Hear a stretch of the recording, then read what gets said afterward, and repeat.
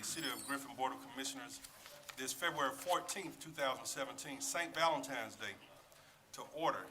This time we have a Pledge of Allegiance led by Commissioner Dick Morrow and our invocation by Commissioner Holberg.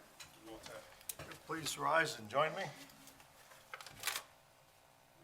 I pledge allegiance to the flag of the United States of America and to the republic for which it stands, one nation under God, indivisible, with liberty and justice for all.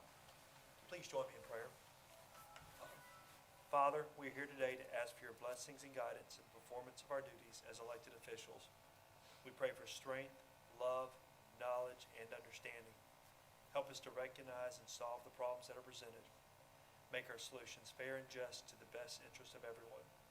Help us to overcome our shortcomings and keep us united as a team to work for the betterment of the city and its people. We pray in your name. Amen. Amen.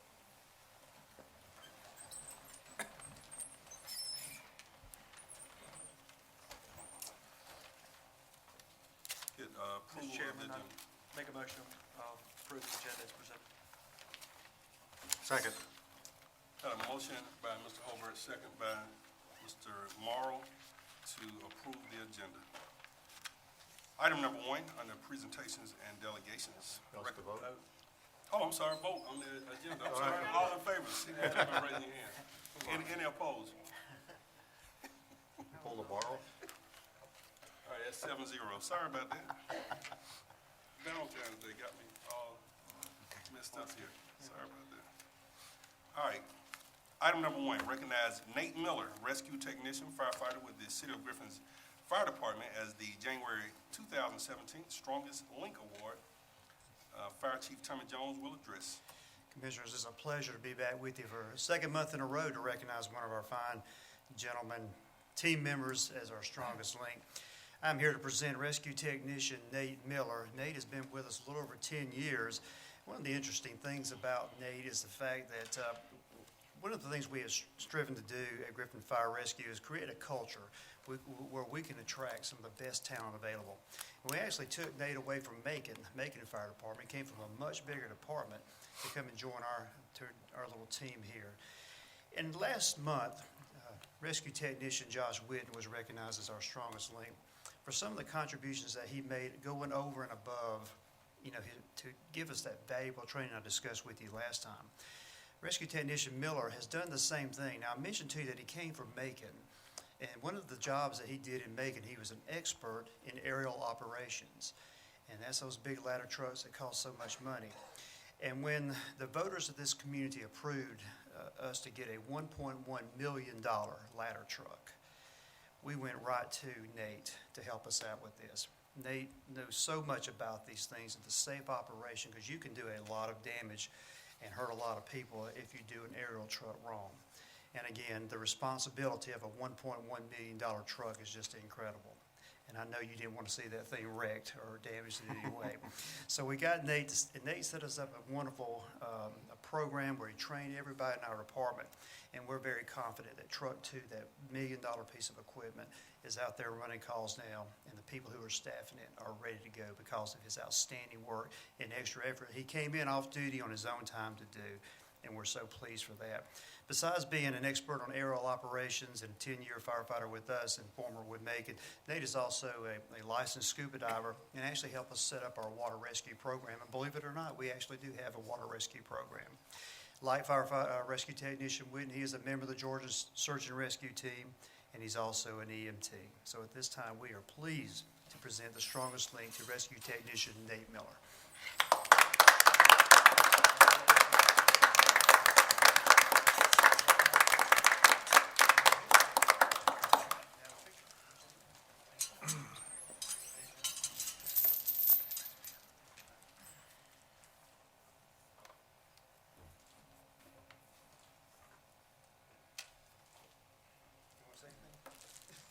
I just want to thank, there's some others that helped out with the class, that put some legwork in. I know Captain Hamilton helped out a lot.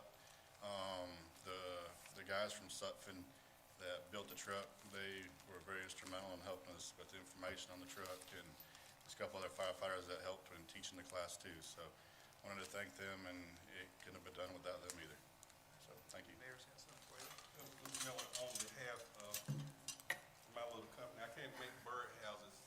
But plus, you can't carry a birdhouse around with you all day. But you can wear a wristband that says January Strongest Link 2017. It's got your name on it. Thank you.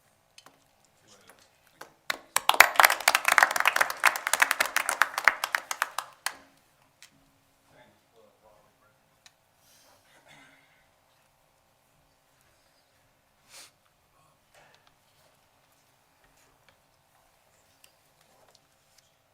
Item number 2, review financial reports for December 2016.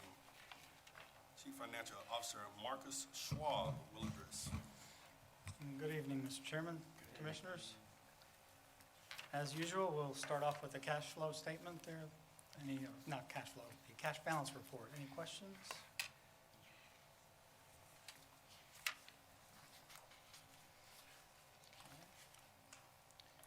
And then we'll move into the local option sales tax report. Can't speak tonight. And we can see that we're tracking pretty much on par with the local option side, and SPLOST is coming in as well. Mr. Wilson had said the December check was substantial for the county. If we received our check, do you notice a substantial? Okay, then I haven't looked at that number Okay. yet, but yes. Okay. I'm sure we'll capture it and I'll report to you next month. No surprises, right? Yes, sir. And then you can see our collections for the bond payments, for the SPLOST bonds and the PAYGO projects. At this point, there's roughly $300,000 available based on the last collection that we physically recorded into the books. Any questions on the interim financial statements by fund? Water, wastewater, electric, general fund, property taxes are all done. Okay. And last but not least, any questions on the projections, on the estimates for the general fund, the status report? We do have a couple areas that are underperforming, but we have programs in place to help address those areas, and the other ones are pretty much on par. The IT side, we're bringing in some extra contracts, so we're hoping to be able to achieve or at least exceed our expectations from the internet revenue.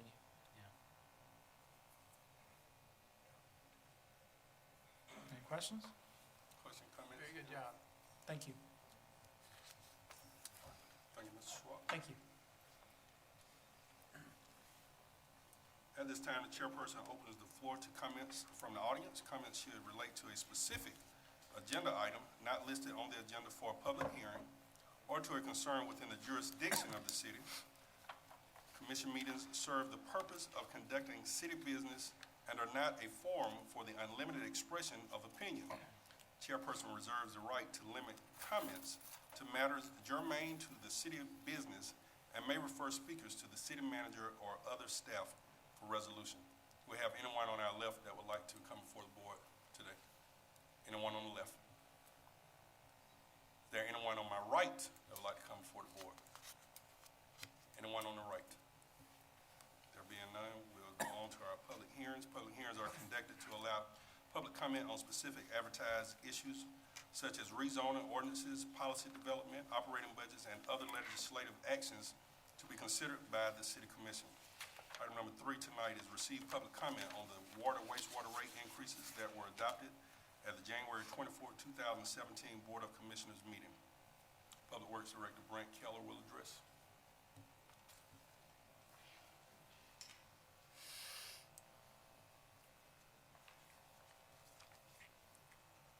Well, this morning we held a workshop, so I guess with this being rescinded right now, there isn't a whole lot to address this evening until we go through the budget process. See, as a public hearing, if there's anyone here to speak on this matter, ask any questions, be a time to come forward with any comments. This is a public hearing, anyone want to make comments? We'll move to our consent agenda. And Mr. Chairman, I move, unless somebody has some objection to any particular item, that we approve our consent agenda items 4 through 12 as presented. Can we remove 4 because of the workshop? Okay? You want to remove item number 4, you said? We'll take 4 separately. Okay, if you want to take that, I then move that we approve item number 4, approval of the minutes for the January 24th workshop as presented. Got a motion to approve the minutes of the workshop from January 24th. Second. Got a motion and a second on the workshop. Motion by Mr. Morrow, seconded by Mr. Brock. All in favor signify by raising your hand. The 6-0, 1 abstention. And then I now move that we approve the consent agenda items 5 Need to through do the regular 12. schedule meeting. Sorry? Need to do the meeting. No, he was here at the meeting. We didn't vote on it. We didn't vote on the meeting. That was just for the workshop. Make a motion, we approve the minutes of the regular Second. scheduled meeting, Well, you want to do it separate We to got the it, two? yeah, we got it. unless you want to lump in. Okay. We're going to do it this, we'll take item number 5 then. Move we approve minutes of the regular scheduled meeting. I understand what you're saying. That's second part, item number 4. I got it. Gotcha. I got it. Second. We got a motion by Mr. Morrow, second by Mr. McLemore. All in favor signify by raising your hand. That will be 7-0. Okay, now, There we go. I got it right finally. I move that we approve the consent agenda items 5 through 12 as presented. Got a motion to approve the consent agenda, items 5 through 12. Second, sir. Got a second from Mr. Brock. Any questions, comments? Just want to commend the city on receiving the 2 grants, and they're totaling $20,000. That was commendable for the staff's hard work. Any other Amen. comments? Nothing like the newspaper picture with big checks in it. Big Looks checks good. are good. All right, being no further comment, all in favor signify by raising your hands. Now it'll be 7-0. Moving on to the regular agenda. Regular agenda includes items on which the commission will individually consider and possibly take action. Item number 13, consider approval of a resolution and authorization for the mayor to execute the 2017 Community Development Block Grant, CDBG, application for $750,000 to the Georgia Department of Community Affairs, DCA, to make public water and sewer infrastructure improvements along the Meriwether Corridor, Phase 2 target area. Director of Planning and Development's Toussaint Kirk will address. Motion to approve. I'll second. Got a motion by Ms. Ward, second by Mr. Morrow to approve. And I don't have to abstain. You actually don't. Any questions or comments? Being none, all in favor signify by raising your hand. It's 7-0. Thank you, Toussaint.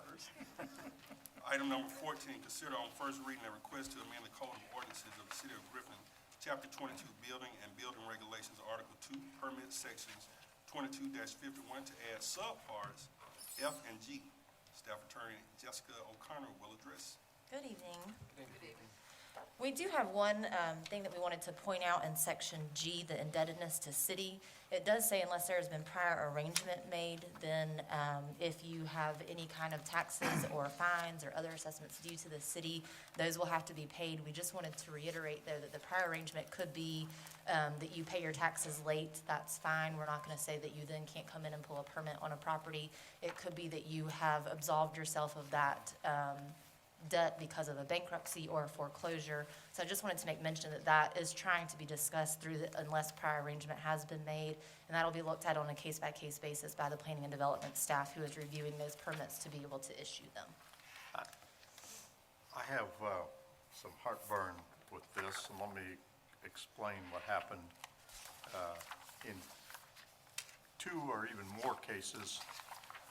Myself, I sold a piece of property, and at closing, I paid my share of the taxes for the year up to that point.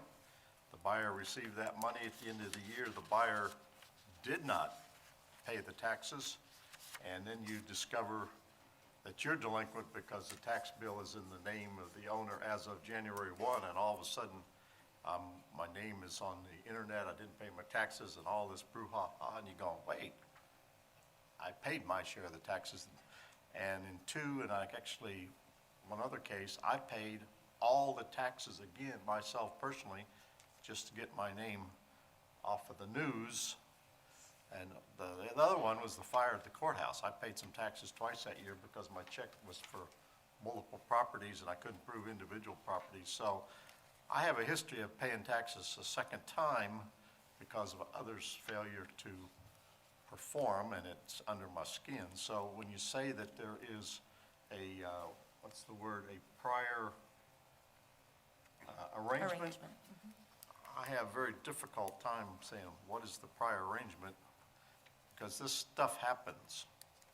And that's why we did not want to specify any further. We do understand that there are all kinds of situations that can occur, and trying to explicitly list those, excuse me, in an ordinance is almost impossible, because we can't account for every single thing that might occur. So instead, we want the Planning and Development Department to be able to have that ability to ask each person on a case-by-case basis if there is an issue with taxes or a fine. If they are on probation for that fine in court, we certainly don't want to tell them they can't come work on the house. They already have an arrangement to pay it off, or any other kind of assessment. But if you have a situation where the partner files bankruptcy, you get stuck with names in a different business entity, delinquent taxes, that property may never have gotten titled. You know, bank forecloses, and they don't ever go through the process of changing the title on that property. It's still in that individual's name, even though it's been foreclosed on. They're stuck in a catch-22 that could be. That's also the case today, because these banks do not sue and foreclose on loans frequently anymore. They go straight to they sue on the guarantee, and they never bother to foreclose, and you have a piece of property perpetually floating around in your name. So I understand the good intentions here, but in these kinds of things, arrangements disturbs me as a warm and fuzzy term. I couldn't vote for it like this, and I also think if business people oftentimes have had difficult years financially, might involve taxes and other things, and they're trying to work their way out of it, and what they think is working their way out of it and making good, as I've had to do in these cases, and what you consider an arrangement might be very, very different. So I do understand the reason for this. I just think there are too many gotchas out there that disturb me. In discussions with staff, just so you understand where it came from, we're having a hard time getting people to appear in court for code enforcement. And so we're issuing default judgments for those because it's not a criminal penalty. We cannot issue a warrant. So once we issue that default judgment, then we're not having anybody come in and pay that default judgment. So we have several $1,000s in fines that have now been adjudged, and they're not getting paid. So instead, we will be able to say to these contractors that were found guilty of working without a permit, you can't pull another permit until you come pay us, because right now we have no way to collect that amount. So it really wasn't for taxes. I don't think that it would be a problem to remove that part if you wanted to do that, and you wouldn't have that issue with taxes. It was more for any kind of unpaid fines or other assessments, such as a judgment against someone that the city has issued. And this came directly from the alcohol ordinance. When we were redoing the alcohol ordinance, I saw it in there and said, why don't we do this for permitting, and we'll catch more people that way? Because alcohol ordinance says that you cannot pull an alcohol license if you have any indebtedness to the city, and it's written that exact same way as well. So that's where it came from. Well, I look at, and I appreciate what you just said, I look at taxes as a whole different enforcement, a whole different game than other city fines and assessments. And I could approve this if the tax is removed and it said any delinquent fines or other assessments, the taxes are a part of the tax commissioner and other enforcement mechanisms. So I could live with it without that. I don't know how the others feel. Me personally, I would, is it something that we need to put on immediately? First reading. Well, I this see is first reading, and we can make some adjustments to it and approve the final one on second reading. Or if you want to study it some more, you can table it. Well, for sake of argument, I'm going to do this. I'm going to move we approve this with the removal of the word taxes from it. I see it once in the G, I don't know if it's stick somewhere else. No, F, just for purpose of clarification, is just shortening the amount of time that a permit would be issued to a property that has been considered substandard, either through the revocation of the certificate of occupancy or through an order by the judge. We found that the judge is normally issuing those orders for 120 days, so our permit was lasting longer than what the order said, so it's just trying to differentiate between a substandard property, so we have a little bit more oversight there and making sure that they are keeping it up to code and complying with the order. And so that'll be different from the regular building permit for a house in compliance. Well, with our municipal judge sitting there, I certainly do want to stay on the good side of him. And we had a discussion on this, and I think you said in College Park, they do 90-day for They substandard. do, I think the first time they do 90 days and then they have an automatic extension that would be granted, and then after that, and that extension has to be paid for. So you're almost like renewing your permit at that point, and there's a fee for that. We looked, Mr. Kirk and I looked into that, but we didn't know how y'all would feel about that since we hadn't really changed anything with permitting in quite some time. So we went with this first, but if you want us to bring that back too, we certainly can. So if we have substandard housing that's hitting, there's been a whole process leading up to that before it even gets to the court. It's, on average, you're looking at 6 months. No, 120 days, so about. But from the time when you start the process to even get it into the court. That can completely depend. We have some that are going to court next week that we've been dealing with since 2010. We have some that we just sent a notice on probably 6 months ago. So it just depends on the property. Usually there's some history there. If a the lot. house has gotten to the point where it's going to the judge. Correct. Let me ask this question. In the event that they had someone else to pull the permits for them, I mean, they still would avoid. Well, that's why we listed it the way that we did. It says that if any applicant is a person holding a beneficial interest in the property or the business. So let's say we had John Doe who has a default judgment because he was working without a permit. He's a licensed contractor. He comes in or has somebody else come in to pull the permit. If it's under his company's name or he has an interest in that company, they're not going to be able to do it because of his outstanding debt. Or if it's a property that he owns and somebody else comes in to pull it all together, he's not going to be able to do it because John Doe owes that money. Are you comfortable with just removing the word taxes, or is there other problems you have down in Ms. Fuller? The tax is the main issue unless the delinquent taxes pertain to that particular parcel of property. I mean, if that particular parcel has an issue. I would ask the board to, let's study it, because taxes may stick out to the two of you guys, but maybe some other parts of it that we can work on and get some better clarification, because we're gonna I feel like I get some calls concerning this matter. And in that case, I move that we table this until our next meeting on the 24th? 28. 28th. Got a motion to table item number 14. Second. Motion by Mr. Morris, second by Mr. McElmore. Any further discussion? Is there anything else that staff needs to do between now and the 28th to give you more information, or? Can we put it on that morning, just workshop, just so we, Well, the 28th is actually our all-day goals that's session. all that goes? I'd like to look over it. Did I got the packet. did you borrow anything off of College Park or any other municipalities in terms of No, the theory behind this? the indebtedness, I don't know that we looked at that in regards to other cities. We just, when we were redoing the alcohol ordinance, we saw it there and decided we wanted to put it in here as well, since we had the issue with the default judgments. But we can look and see if other cities are doing that as well in regards to permitting. If you just get the change to us in our box or email. So do you want me to go ahead and remove the taxes? Yeah, please. Okay. All right. I guess I'd like to understand better that implication of the 120 versus 90 that he's bringing up, because anything that helps move it along quicker. We don't have a problem making it 90. I- That would I make don't our mind lives going- easier. Potentially go with 90 days, and then if they've proceeded with work in that 90 days, and they need an additional 90 days, or however, if they're not doing what they're supposed to, and they're waiting to the last minute. That was the reason for shortening to 120, what we were finding is that if they had a 6-month permit, it was on the 5th month, the 3rd week, that they were coming in and asking for an extension when they had done absolutely nothing. And that gets to the point where we've already been dealing with this property for several years, several months, and it's, Because after you've had the court hearing, in terms of the possibility of demoing the house, you've got to issue that within 6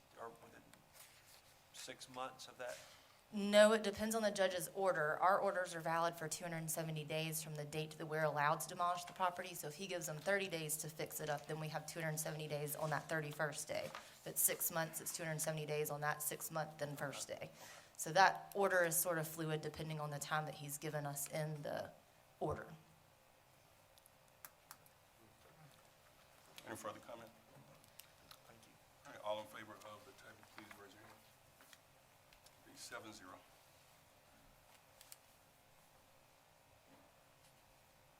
Item number 15, remove from the table and consider appointment of City Consumer Family Services at-large member to the Spalding County Collaborative Authority for Families and Children.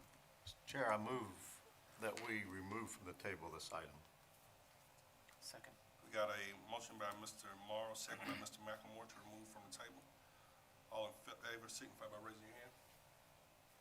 Be 7-0. I'd like to nominate Mr. Yule Redding. Make a motion to close nominations. Second. We got a motion by Mr.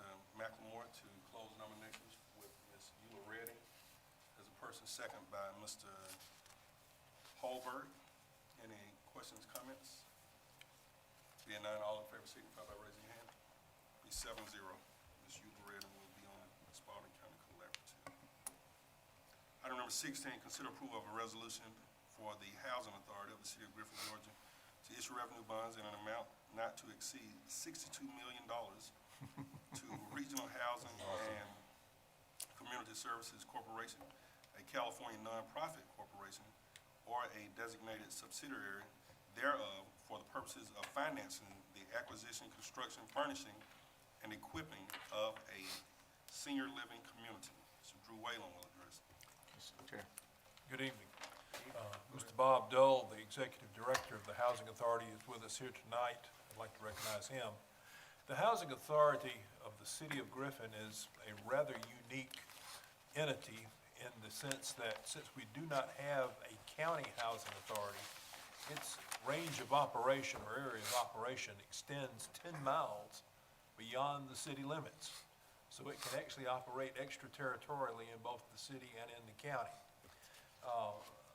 A recognized nonprofit which has built senior living facilities around the country came to Griffin about 6 years ago and secured a piece of property on Cowan Road right next to the school, on the corner of Cowan and Highway 92, to build a senior living facility that's going to be handling, I guess, patients is what you would call them, or residents, in phases. They can take them kind of through various progressions of aging, and it'll have a specialized unit for persons that have Alzheimer's and dementia and mental-related illnesses as well. They, because of the recession, ran into some significant issues in funding, and this is a favored type of housing facility which qualifies for housing bonds, which the Housing Authority has the power to issue.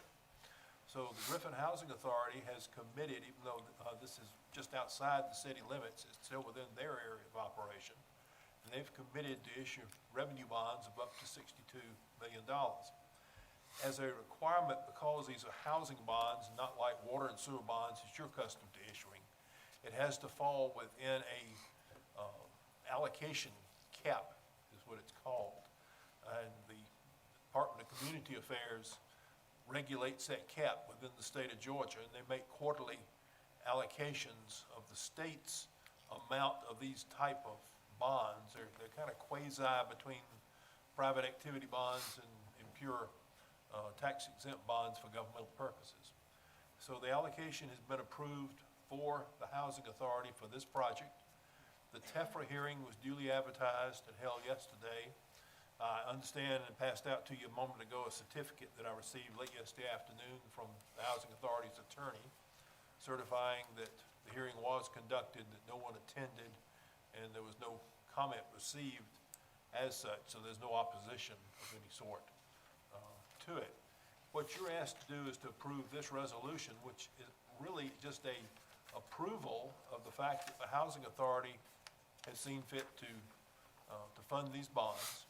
They want to close on them relatively quickly, I think, hopefully by the end of the month, is what I was told. There's no obligation on the city of Griffin. The only financial impact, which really I don't think applies in this case, is that because of the allocation for this calendar quarter, it counts as an allocation against the city, but the city had no intention to issue any bonds which required an allocation anyway, so it really amounts to nothing in that regard. So that's kind of it in a nutshell. If you have any questions, we'd be happy to answer them. Bob's here if you need more details on the project. Or- I make a motion to approve. I'll second. Got a motion and a second to approve. Quick question. Question? Are the, is this nonprofit exempt from property taxes? So they'll pay, so they'll pay for their fair share of property tax? Any further question or comment? That motion was made by Ms. Ward, second by Mr. Morrow. All in favor signify by raising your hand. It's 7-0. Good work, Mr. Dole. Item number 17, consider a resolution affirming the appointment of J. Christie Lovelace as municipal court judge pro tempore and approving the compensation for such position. Mr. Chairman, I move we do appoint Ms. Lovelace and approve the compensation for the position. Got a motion by Mr. Morrow, second by Ms. Ward. Any questions or comment? Being none, all in favor signify by saying, raising your right hand, raising a hand. 7-0. Item number 18, consider approval of tourism product development special project agreement contract and amend the fiscal year 2017 budget accordingly. Ms. Kendall Woodard will address. In November 2016, we applied for a tourism product development grant from the Georgia Department of Economic Development Tourism Division. And on January 27th, we were informed that we were a recipient of the grant in the amount of $5,000 to complete a sidewalk film marker project. We are asking for consideration because we need to amend the budget because we will have revenue and expenses. Chairman, I move we amend the budget as required. Second. Got a motion by Mr. Morrow, And second you're by Mr. also Holbert. approving this special project agreement contract in addition to, Okay. And that too, thank you. and that too. Item number 18, we got a motion. Very well. Mr. Morrow, second by Mr. Holbert.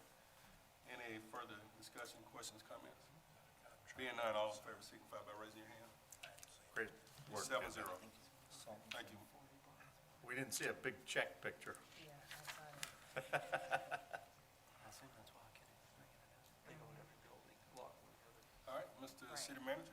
yes, sir, as I mentioned earlier, we do have our goals workshop scheduled for the 28th. It'll be at UGA campus. I'll get you that, it'll be at the Student Learning Center. I'll get you that room number. Plan to start about 8:30. We'll have a working lunch that you're not allergic to. And plan to stay until that date. Got quite a list of items to discuss, so it could be a long and hopefully fruitful day. Hopefully you got your copy of the draft report of the Archway Intergovernmental Retreat. I think that went out yesterday, so some of those items may be up for further discussion on the 28th. If you didn't receive that, I can print you off a copy and put in your box if you'd like for me to do that. If anybody needs one, just let me know. And I think GMA registration went out yesterday or today as well, and we know how cumbersome that is, trying to get the right people in the right hotel and the right classes and the right registration and all that. So if you'll start working with Ms. Watson on that, we'll try to make that as seamless as possible, and that's all I have. Mr. Whalen? Have nothing. Mr. Holbert? Happy Valentine's Day.